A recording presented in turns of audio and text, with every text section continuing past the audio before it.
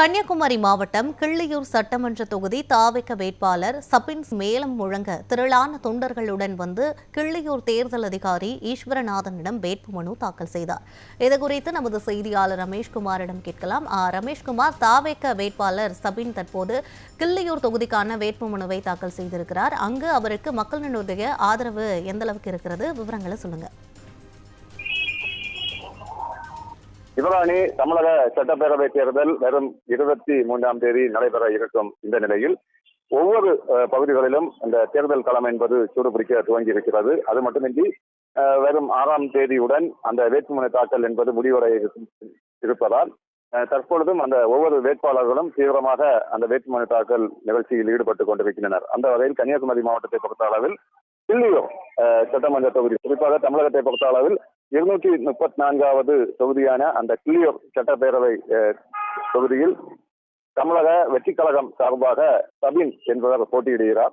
இவர் இன்றைய தினம் கிள்ளியூர் வட்டாட்சியாளர் அலுவலகத்தில் தேர்தல் அதிகாரியான ஈஸ்வரநாதன் அவர்களிடம் அந்த வேட்புமனு தாக்கல் என்பது செய்தார். முன்னதாக 100 அடி தொலைவில் இருந்து அவர்கள் செண்டை மேளம் முழங்க ஊர்வலமாக வந்தனர். அதற்கு முன்பாக கருங்கல் பகுதியில் இருக்கும் காமராஜர் சிலைக்கு மாலை என்பது அணிவிக்கப்பட்டிருந்தனர். அதை தொடர்ந்து அந்த பகுதிகளில் வாக்கு சேகரிப்பை நடத்தினர். அதனைத் தொடர்ந்து அந்த பகுதியில் தலைமை தேர்தல் காரியாலயத்தையும் திறந்து வைத்தனர். இந்த நிகழ்வுகளில் திரளான தொண்டர்கள் கலந்திருக்கின்றனர். மக்கள் ஆதரவும் நாளுக்கு நாள் அதிகரித்துக் கொண்டிருக்கிறது. யுவராணி, தாவேக வேட்பாளர் சபின் தற்போது கிள்ளியூர் தொகுதியில் தன்னுடைய வேட்புமனுவை தாக்கல் செய்திருக்கிறார். இது தொடர்பான விவரங்களை வழங்கியமைக்க நன்றி குமார்.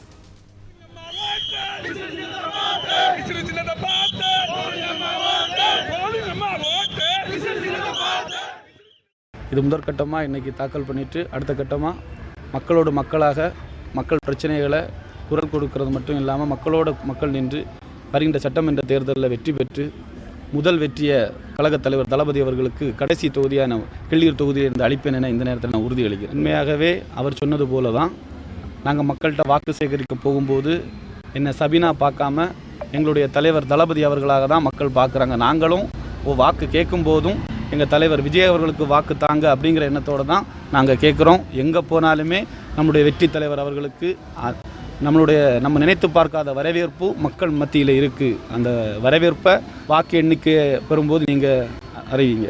இங்கே இருக்க 2 தேசிய கட்சிகளை விட தமிழக வெற்றி கழகம் கட்டமைப்பில் முதல் இடத்துல இருக்குது. அடிமட்டம் வர கிளை நிர்வாகிகள் வர நாங்கள் போட்டுருவோம். பூத்து நிர்வாகிகள் 301 பூத்து இருக்குன்னா 301 பூத்துக்கும் 20 நிர்வாகிகள் நாங்கள் போட்டிருக்கோம். அவ்வளோ கட்டமைப்பை ஸ்ட்ராங்காக வச்சுருக்கோம்.